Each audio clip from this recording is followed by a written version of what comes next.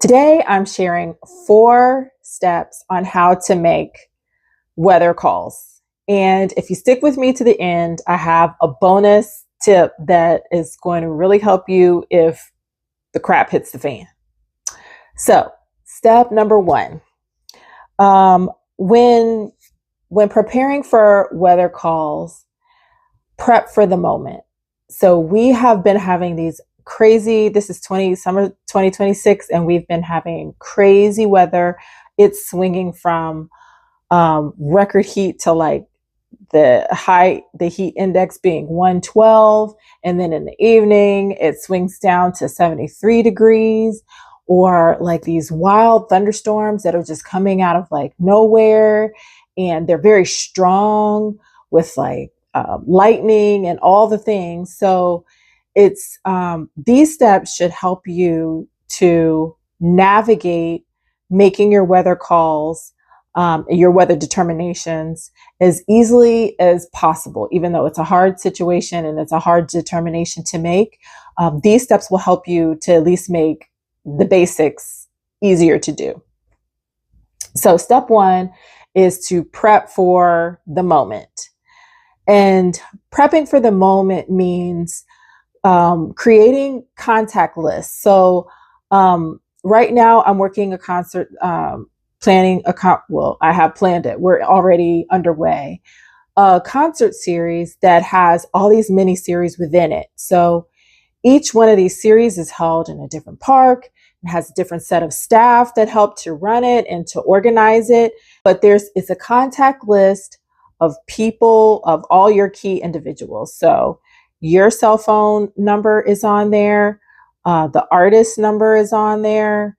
Your sound company's contact information, your, who am I missing? All your, like if you're working with a partner with hosting your event, your partner's information, and make sure that you have everyone's cell phone number, because it does you no good if you're having an event that's outside of business hours and you have somebody's office number. That's like no help if you need to reach them to let them know not to come to the park, or to let them know that the event is canceled, when you're leaving a voicemail on their office number and they're not going to get it until Monday morning. That's not helpful. And then they're upset with you because they didn't know about the update. So cell phone numbers only. Also, start group chats. So I know how much people hate being included on group text messages, but in this situation, it's much easier to communicate to 4 or 5 different people at the same time, and everyone is getting the same information, and you're not playing telephone instead of calling everyone individually. Because when everyone's looking at the weather, when everyone wants an answer from you, it's much harder to be looking at, maybe you're looking at a weather app on your phone and somebody's calling you, the artist is calling you, or the sound company is calling you, or somebody's texting you, and it's just overload. So if you can create group chats and text, so that everyone knows, okay, this is the way we're going to communicate. We're going to wait to hear from Susan or wait to hear from Jackie, instead of reaching out to Susan and Jackie and creating more chaos, because they're trying to decipher information and do all the things. And it's just hard to do when everyone's trying to reach you at the same time. So create your group chats, especially if you're working with a communications team. So for my events, my social media person is on there. The web person is on there. The person that might answer calls from the media is on there. So everyone gets the same information. You can tell them what the location is, the name of the performer, or any other specific details that need to be accurate, and they can get all that information at the same time and send it out. And then they can report back to the group chat that it's been completed. Another thing that I do is I have a hotline that's set up. So the public can call the hotline, and it's on all of our marketing materials. So they know at a certain time before the event or before the concert, in this particular case, they can call in and find out, have we canceled the event? That helps our communications people from not getting hundreds of calls of people trying to find out the same information. They've kind of been trained to go to this, to go to the hotline to get their updated information. And we use a company called Engage by Cell. They're wonderful. It's web-based. You can now log in on your phone or your laptop, and you can type in the message that, XYZ has been canceled, and it sends it through. You don't have to do any voice recording. It transcribes your text into an auto-generated voice. And so when people call in and they dial in, they can pick which event that they are looking to get information from, and then they can get the updated information. And all you had to do was log in and just type it in and select the prompt, and it's done. So step number 1, prep for the moment. Step number 2, make sure, part of step number 1, before we move off of prepping for the moment, in your contracts and in any communications that are going out to the artist or the sound company, put your weather cancellation policy on there so everyone knows it up front. So the artist is not asking you the embarrassing question of, am I going to get paid? How much am I going to get paid if we cancel this now versus if I'm out at the site or XYZ? Even though sometimes the artists don't read the contract, at least they have that information beforehand that, look, if we cancel within this time frame, you'll get X amount of dollars or X percentage of your payment, and so on. So get all of that done up front as preparation. And in that information, give them the timeline for when you plan on making the weather call, so they're not calling you first thing in the morning about a storm that later on in the afternoon might not even materialize. So they know that you're not going to address weather before X time of the day, and this is how it's all going to roll out. They might not actually follow that when the time comes, but at least they have had access to that information up front. So, and then lastly, for step number 1, before we go on to step number 2, is decide which weather apps you're going to use. This is hard because some apps function differently than others. I prefer the Weather Channel, and I prefer it on the computer versus on my phone. And reason being is because I use the radar, and in order to zoom in and to get right on top of the actual location that I want to focus on and I want to see the time lapse for, it's just hard to do that on your cell phone. So I prefer the Weather Channel. It seems to be most accurate for me. Some people use AccuWeather, the National Weather Service. You have like a local extension of the, is it like the National Oceanic and Atmospheric Association or something like that, is the true name for it, but it's like your local government weather agency. You should have like an extension somewhere near your city, and you can go, you can reach out to them and ask them for them to send you updates. I've done that in a previous job, but you can go to their website, you can pull down the maps. They're not always the most user-friendly to navigate, but they're very accurate, and they show patterns and percentages of rain and such. So that's a good option.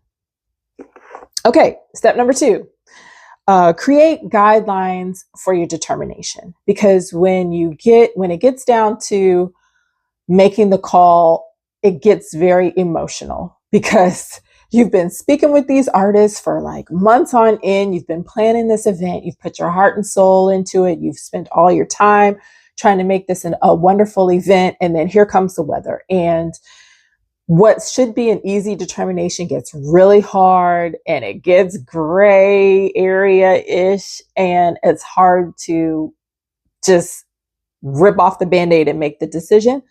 So put some guidelines, some thresholds down, so at least it gets less emotional and more black and white when it comes to doing that. So one thing is like heat. If you're outside in an event and you're dealing with heat index of over 100, that starts to getting into the more obvious, like, okay, we need to cancel this event or postpone it, or whatever it is, options that you have. But when the heat gets up that high, it should be a pretty easy decision what you're going to do with your event. Also, when you're dealing with thunder and lightning, where there's thunder, lightning is near. And there should be very hard and fast things, like determinations when it comes to lightning, especially when you're working with sound equipment and people and artists, equipment and all of that, their instruments and everything. There's a lot of metal, and even the sound company is going to have a specific way that they want things handled as far as the water and their sound equipment. So hard and fast for thunder and lightning.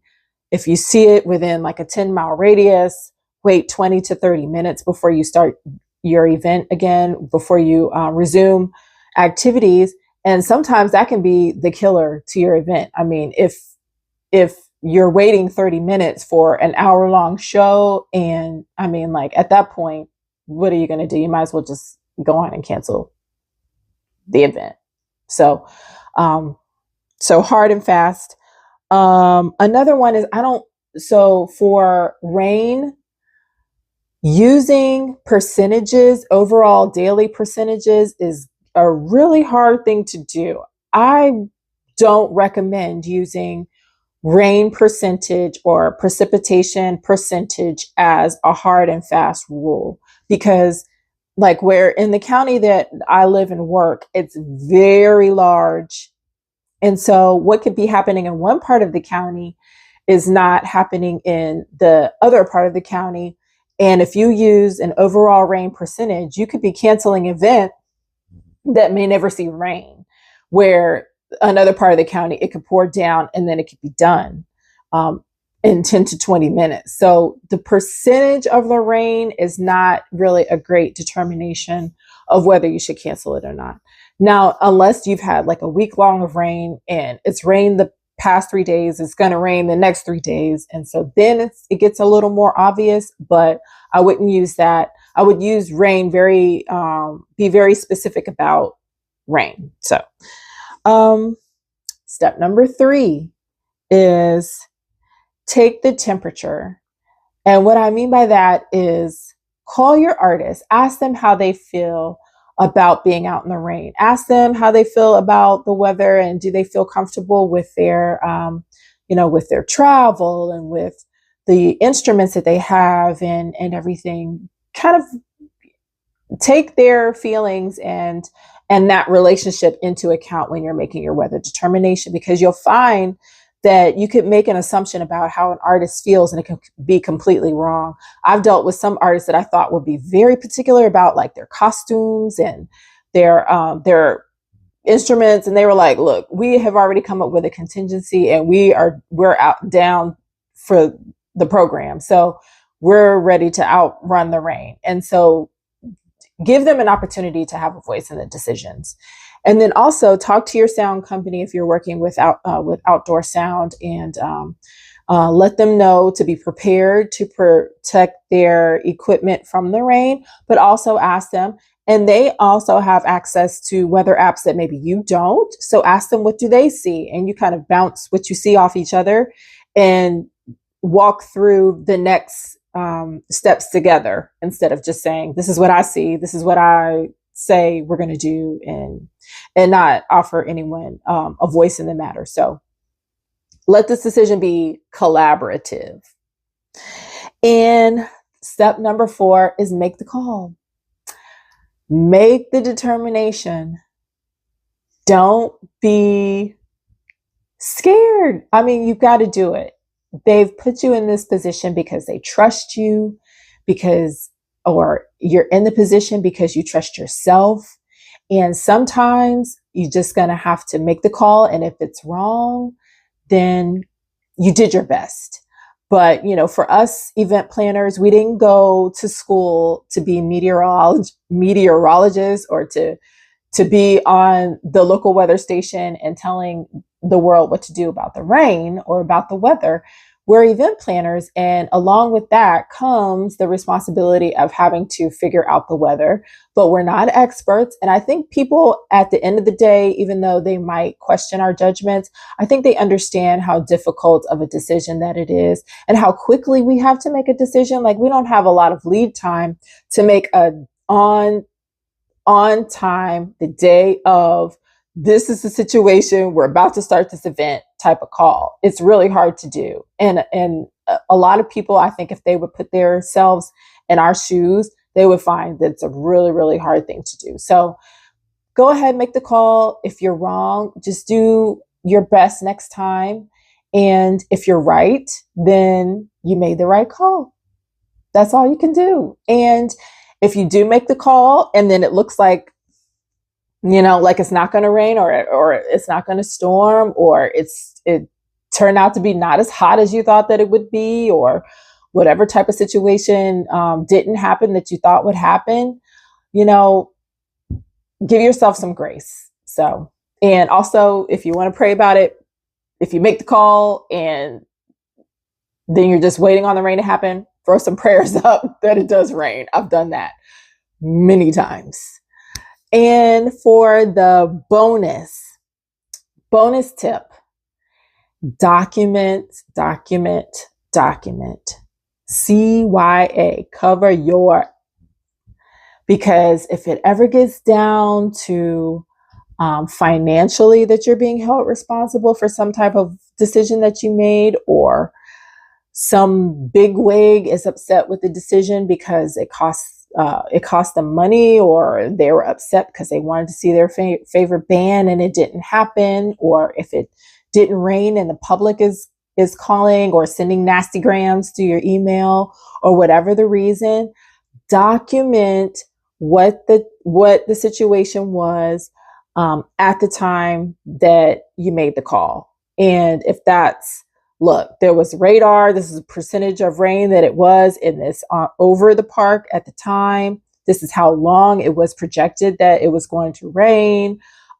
This is how many thunderclaps were in the area within a 10-mile radius. This is how long we had to stop. This is the time that we made the decision. And this is, these are the people that I talked to and consulted with to make the decision. Put all of that on there, and put the date, time, location, how you made the call, what apps you used, write it all down. That's your bonus tip. Thank me later. And actually thank my friend later, and I won't say who he is, but he did recommend that to me some time ago, and I've been doing it, and it really, truly has been a great advice because it's come in handy. So that's it, your 4 steps. So let's review. Step number 1, prep for the moment. Get your binders together. Put a binder like this together. Put your contact list in here. Put your schedules. Like that's what I do. I put the contact list here. I put the flyer for the event. I put all of that in a binder. So when time comes, just open up the binder. There are all your cell phone numbers. There's all the people that you need to contact. It's less thinking that you have to do, because when it's go time to contact everybody. You don't want to be fumbling over that. So step number 1, prep for the moment. Step number 2, create guidelines for your determination. Make it easy and less emotional. Step number 3, take the temperature. Call all the people involved, see how they feel, work together, be collaborative. Step number 4, make the call. And bonus tip, document everything. So I hope this was helpful. This is one of the hardest things that we have to do as event planners, especially with working with outdoor spaces. And so I hope this was super helpful. Put comments down and let me know if you do other things. Like, this is, I'm trying to build a community here where we can all help each other. And so if you have some ideas or some things that you do that I didn't mention about making weather calls, I think we all could benefit from having that information. So, and if you like this type of content, if you want to learn more, or if you have specific videos that you want me to do about some things that are hard for you, or you want to learn about, just let me know in the comments. I'd be happy to do them. So please like this video, subscribe. Thank you for sticking around, and I'll see you in the next video. Bye.